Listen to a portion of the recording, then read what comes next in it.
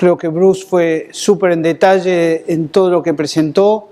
Nosotros lo que estamos viendo en Latinoamérica, las operaciones que estamos viendo, y ahora Ulises va a hablar más, hay mucho ingreso y flujo de capitales hacia México, sobre todo, donde están apuntando a compañías y a veces es difícil conseguir el fit para lo que están pidiendo, y ahora lo vamos a ver un poco en detalle.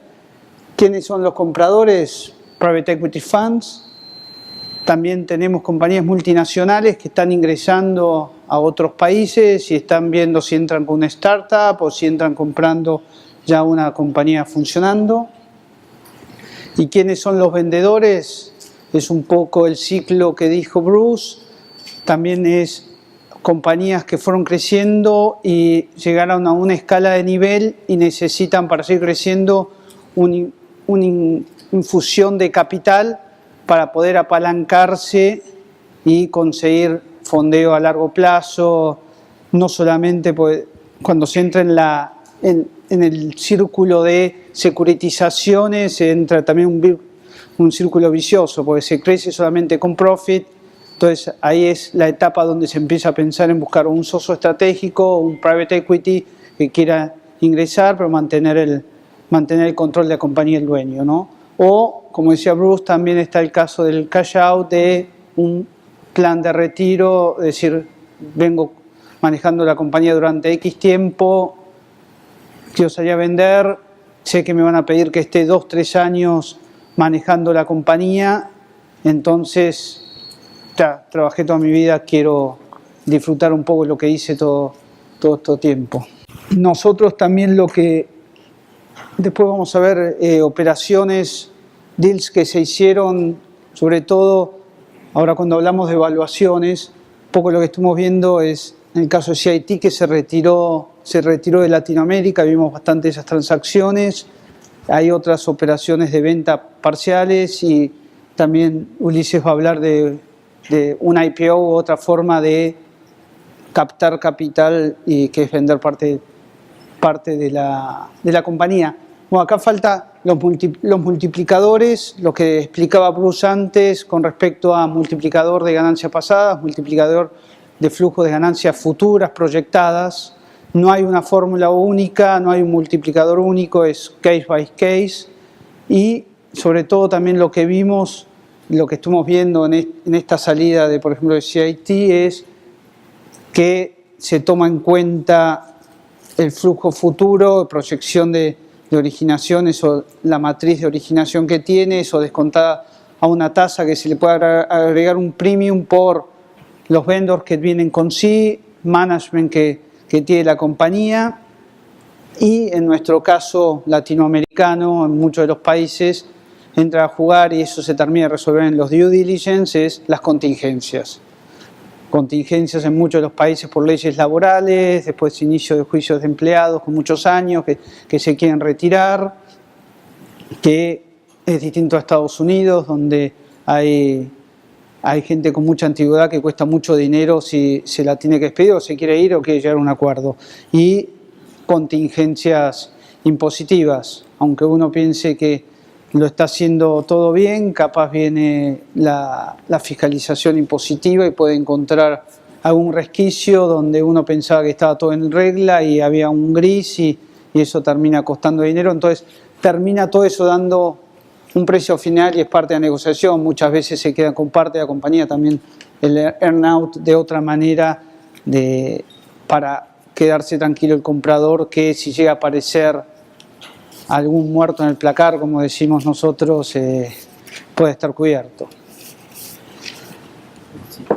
Entonces ahora le paso un poco a Ulises y a Luis que nos cuenten un poco, primero Ulises, de lo que estamos viendo en México. Hola, ¿qué tal? Bueno, pues hubo una noticia muy importante en México, que fue que Unifin, que es la compañía independiente más grande de Latinoamérica, de acuerdo al listado que nosotros estamos sacando, en mayo de este año hizo su IPO y salió a la bolsa, tanto en México como también hizo una colocación privada en Estados Unidos. Y eso fue, estamos hablando de que ya se está marcando un camino interesante.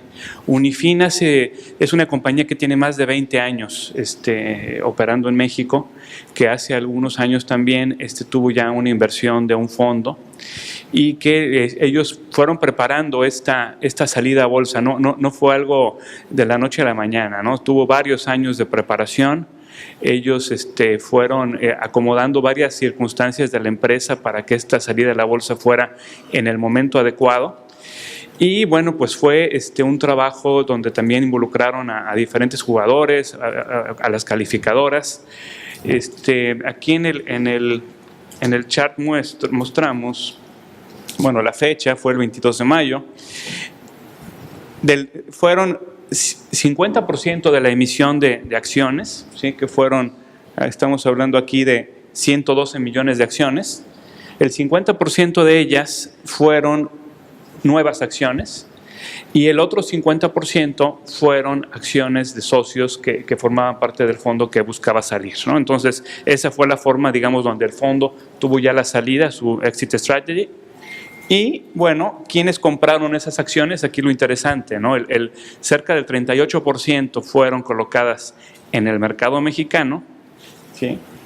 Pero más del 62% fueron acciones que se colocaron en inversionistas institucionales de Estados Unidos. Entonces, estamos hablando de que fue un proceso donde se tuvo que convencer y dar difusión sobre las características de Unifin, y esto abrió el panorama para que muchas otras compañías de diferentes tamaños, bueno, puedan seguir ese camino hacia un crecimiento y hacia una recuperación. Porque, bueno, aquí para no hablar demasiado en detalles, pero simplemente comentar un hecho elocuente, ¿no? O sea, el valor con el que salió la acción de Unifin, ¿sí? Fue de 28 pesos por acción en mayo, y este viernes tenía el valor de la acción de Unifin un precio de 52.9 pesos por acción. O sea, estamos hablando de un crecimiento en 5 meses del 89%.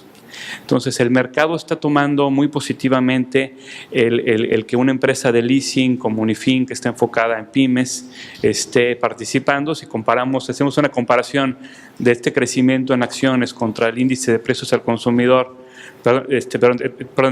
índice de precios y cotizaciones de México, o contra el crecimiento del Producto Interno Bruto, bueno, pues realmente estamos hablando de una diferenciación muy importante.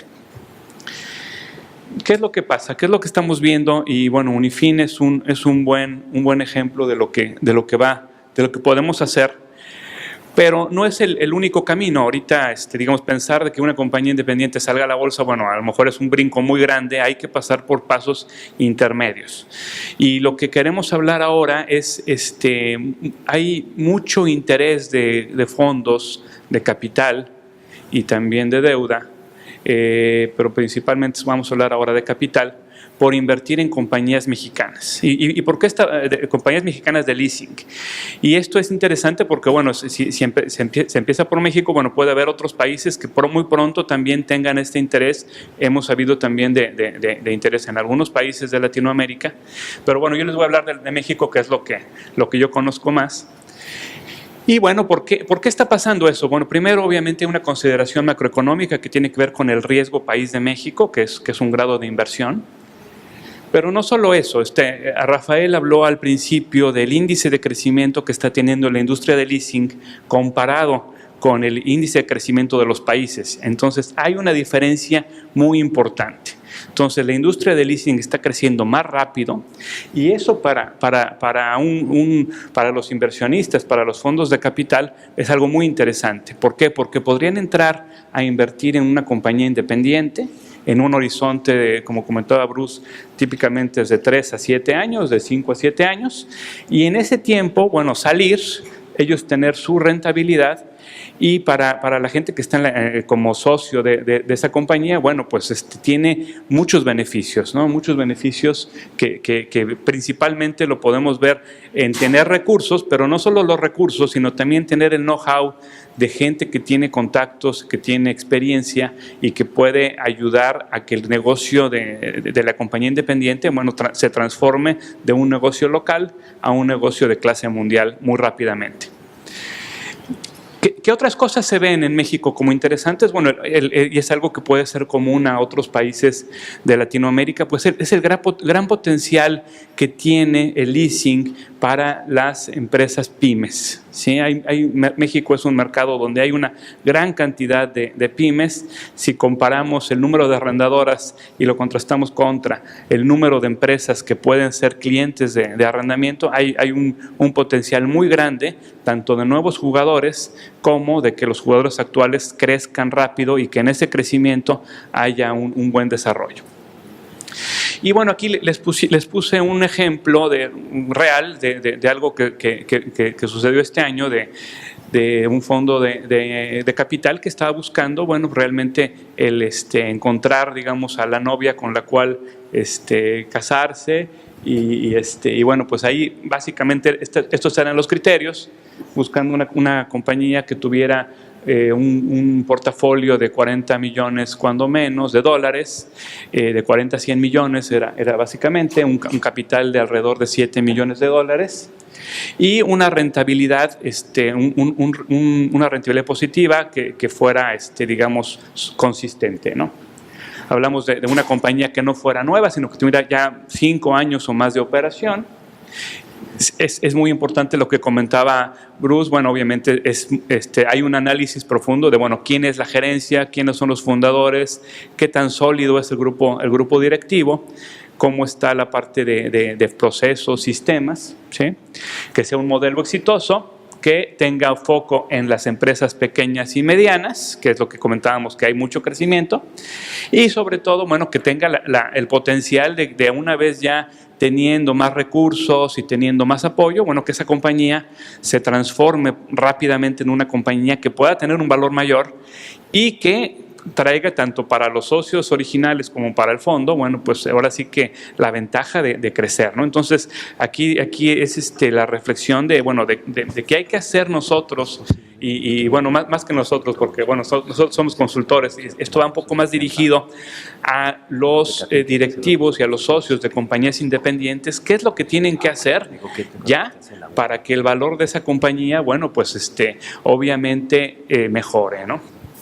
Y se pueda vender y se pueda capitalizar y tenga un éxito para todos.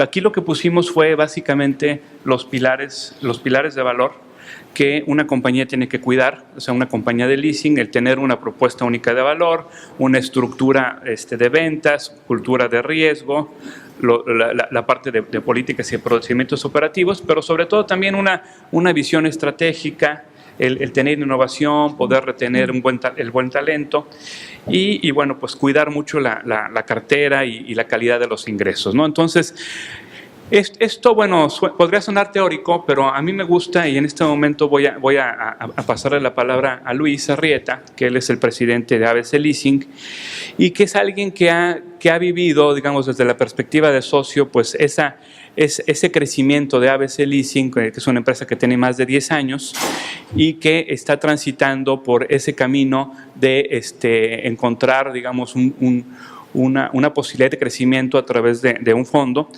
Y yo quisiera que Luis comentara en líneas generales, bueno, cuál ha sido su experiencia, qué es lo que él ve positivo en esa asociación y qué es lo que viene a futuro, porque bueno, ese tipo de cosas, así como platicamos de Unifin en la salida a la bolsa, bueno, hay muchas otras cosas que pueden ustedes como compañías independientes empezar a prever y tener ventajas en cuanto a adquirir pronto bases sólidas en cuanto a gobierno corporativo, políticas y todo eso, que yo quisiera que Luis nos comentara directamente y cualquier pregunta, bueno, pues sobre la vida real, pues se vaya platicando, ¿no? Entonces, Luis, por favor, muchas gracias. Gracias, Ulises. Bruce, I really appreciate your presentation. It was very nice. Thank you. Bueno, como empezó Bruce, Yo soy un ejemplo de lift out por 2 ocasiones.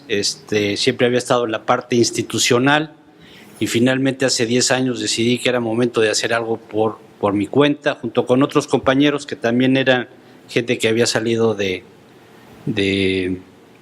una arrendadora. Cuando arrancamos la empresa, que realmente no la arrancamos nosotros, sino compramos lo que era la arrendadora de Bank of Boston, después de que fue adquirido por Bank of America, nos vendieron. La verdad era una empresa pequeña y lo que tenía era un buen sistema. Durante 5 años, de manera muy romántica, yo decía que el capital más importante de la empresa era el intelecto de sus directores. Pero, como digo, eso era muy romántico. Llegó un momento en donde las calificadoras, los bancos, pues nos exigían un poco de capital, porque obviamente traer apalancamientos de 20, 25 veces, pues no era sano.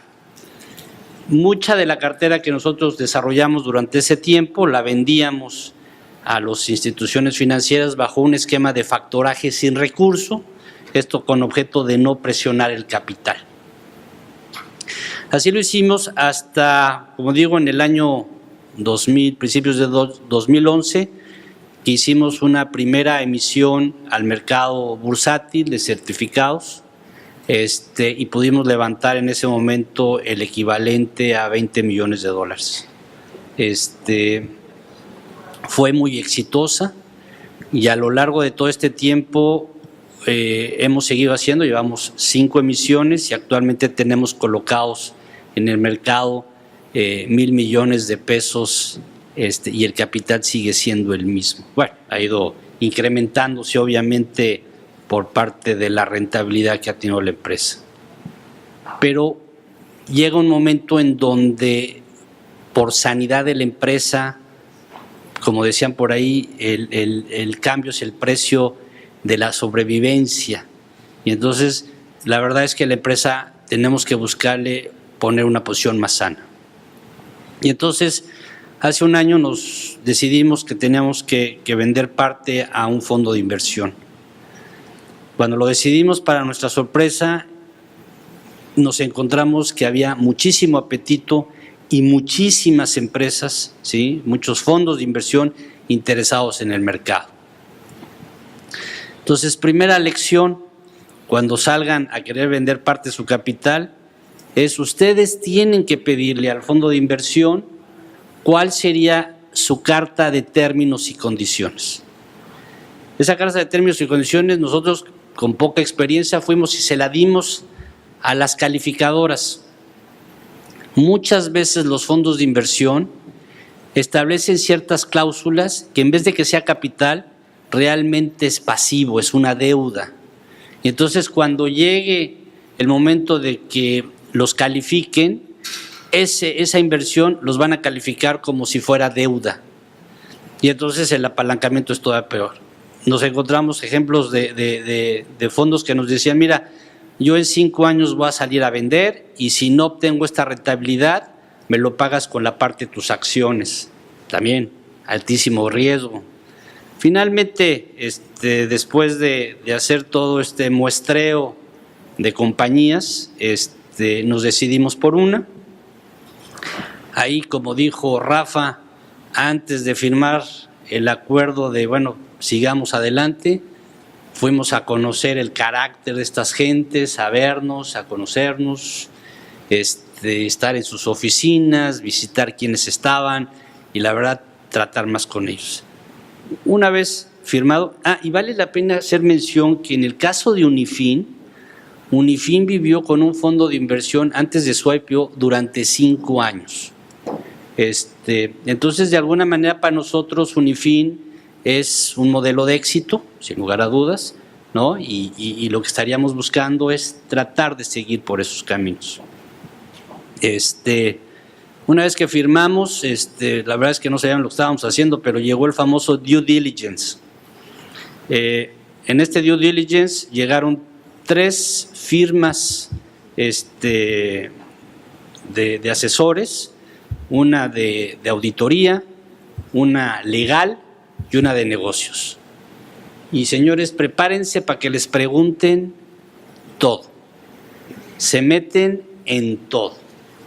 Quieren saber todo. Después de 3, 4 meses que se termina el due diligence y que están en eso, entonces finalmente dicen, bueno, ya por parte de ellos seguimos adelante. Ya una vez que se establece esa condición, ellos pasan a sus comités de inversión y demás allá, y llegan los famosos contratos.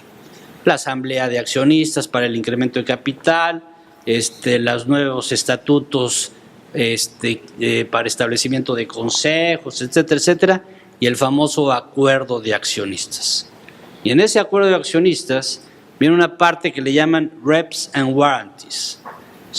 Y aquí los abogados saben de eso. Pero es todo aquello que tú no dijiste y que después salga, tú y todos los socios que están atrás nos van a garantizar cualquier situación de daño que podamos tener los nuevos socios. Entonces, cualquier pecadito ahí hay que ponerlo. La verdad es que hay que ser muy transparentes, darles la información. Dentro de esos acuerdos, también hay una serie de cláusulas que cuando quisimos negociarlas, definitivamente los fondos son cuestiones que no aceptan. Y la principal es una que le llama drag alone. El drag alone es que el fondo en 5 años, o 6 o 7 años máximo, va a salir a vender. Si el futuro comprador decide que quiere comprar el 100% de las acciones, tú como accionista tienes que vender al mismo precio que vende el fondo. Nosotros en esta colocación estamos colocando el 40% de la empresa, de tal suerte que si el día de mañana, en 5 años o 6 años, el fondo sale a vender y el comprador dice, sí compro, pero quiero el 100% de las acciones, nosotros vamos a tener que vender. Eso es una cláusula que por más que platicamos con el fondo, dijo, así es. Lo vimos con otros fondos y nos dijeron, esa cláusula es condición sine qua non para que podamos entrar.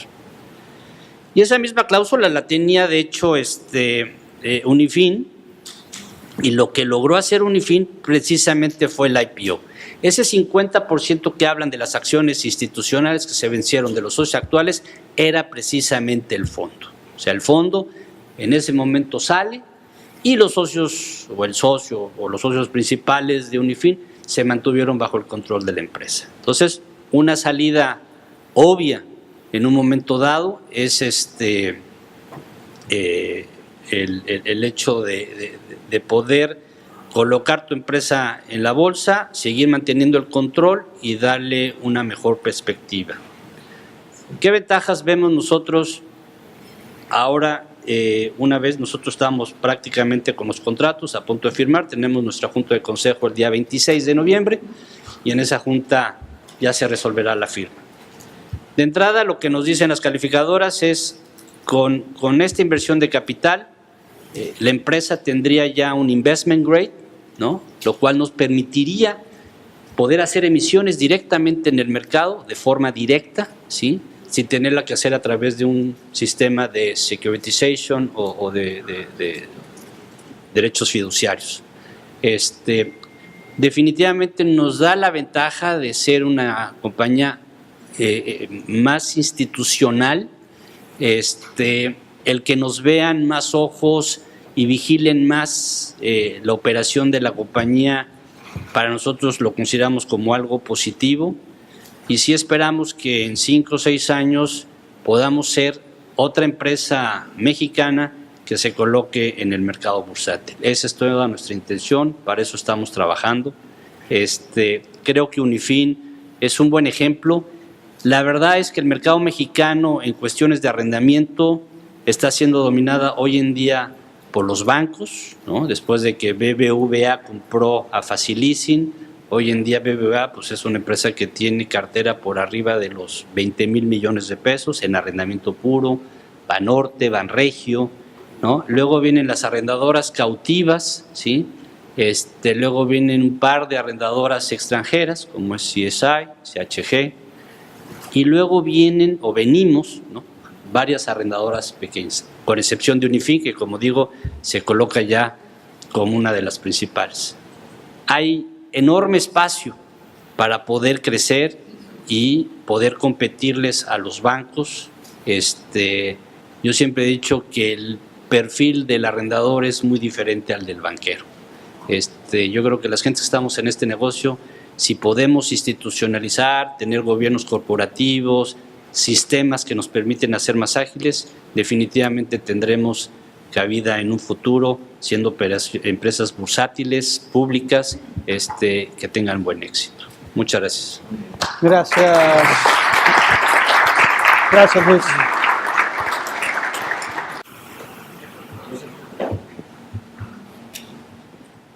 Aprovechando el tema, sin números y sin nada, ¿se puede decir cuál fue, a qué criterios llegaron de evaluación de ese 40%, Luis? Sí, ¿Tenés ahí? Lo que pasa es que lo determina sobre el valor de la rentabilidad de la empresa, pero yo lo traduciría, para ser más claro, sobre el multiplicador sobre el patrimonio, ¿no? O sea, al final de cuentas sí agarras los beneficios que has tenido en el pasado. En el pasado. Y te proyectas y determinas un valor, pero la mejor referencia es que hoy en día estamos vendiendo la empresa 2.7 veces su valor contable. Bueno, gracias. La pregunta es, ¿qué tiempo les llevó hacer este proceso para tener la venta de parte de las acciones al fondo? ¿Cuánto tiempo les llevó? ¿Un año? ¿6 meses? Un año. Un año. ¿Te has respondido ahí? Sí, Bruce, me mencionaron anteriormente ahí el tema de cuantificar riesgos y contingencias. Uno entendería bien cómo cuantificar la contingencia, por ejemplo, laboral o la contingencia legal de acuerdo a juicios tenidos, pero la contingencia fiscal, cuando es una cosa que es una expectativa, uno no sabe cuándo le llegan ni qué le dicen. ¿Cómo se cuantifica una contingencia fiscal? Yo, a Luis le había mencionado yo, pero Luis tiene el caso práctico. Yo lo tuve de caso práctico vendiendo también una unidad, pero... Sí, bueno, la verdad es que nosotros, la empresa está establecida en Guadalajara, obviamente no en la Ciudad de México, y en Guadalajara ya somos un gran contribuyente. La empresa tiene hoy en día ingresos al tipo de cambio actual como de 25 millones de dólares al año, 30 millones de dólares. Y entonces nos hacen auditoría de todos los años. O sea, ahorita nos están auditando 2013 por parte del SAT, ¿no? Sí, la verdad es que, como dije hace un momento, cuando te pasan ese contrato y tienes que garantizar los reps and guarantees, tienes que decir cualquier pecado, de veras. O sea, ahí si no se los pones, mañana te puede costar. Entonces ahí la verdad es que el fondo, si tú actúas de buena fe y dices todo, digo, por ejemplo, tenemos casos de que le dimos en arrendamiento un automóvil, ¿no?, al primo de ¿cómo se llama?, del director de operaciones, ¿no? Entonces no vaya a ser que te lo consideren el día de mañana como una operación de parte relacionada, ¿no? Entonces, bueno, pues esa operación la tienes que reportar, ¿no? Tienes que reportarles todo eso para que el día de mañana no vayan a tratar de hacerte, ¿no?, decirte, oye, aquí no me avisaste de esto, ¿no? Y sí, la contingencia fiscal como tal, si nosotros llevamos 10 años, como digo, nos han auditado, la verdad no sentimos que tengamos ningún problema fiscal dentro de la empresa. Y bueno, eso de lo fiscal, yo tengo la experiencia en Argentina, nosotros nos auditaban, bueno, ahora se fue estaba uno de los accionistas de los que compró la compañía donde trabajaba yo, pero apareció a los 2-3 años con lo que decimos un martes 13, reclamando algo insólito, que estuvimos 3-4 años hasta que al final dieron la razón, pues estaba bien, pero hay veces que políticamente ponen ciertos apuros, entonces, pero está la cláusula esa. Y por lo laboral, no sé en el caso tuyo, muchas veces lo laboral es, se ve la antigüedad de las personas y se calcula, no sé, en Costa Rica, Luis Alonso, bien cómo es la ley con respecto a las indemnizaciones, pero se estima más o menos, sobre todo los cargos más altos, cuánto tiempo tienen y si no llegan a un acuerdo, cuánto sería el monto de las indemnizaciones si no quieren seguir con el nuevo accionista, ¿no? Entonces eso para deducir del precio. O, digamos, o se paga o se le entrega limpio, pero capaz ahí vale menos dinero porque capaz los key persons no siguen, ¿no? Es correcto. ¿Está respondido? Yo tengo una pregunta. This is for Bruce. Bruce, we've seen that the U.S. is probably the market that is more liquid nowadays. Have you seen any interest on the banks or other investors trying to expand overseas? Yes, we have. Of course, a few U.S. leasing companies have gone out of the foreign market, notably CIT.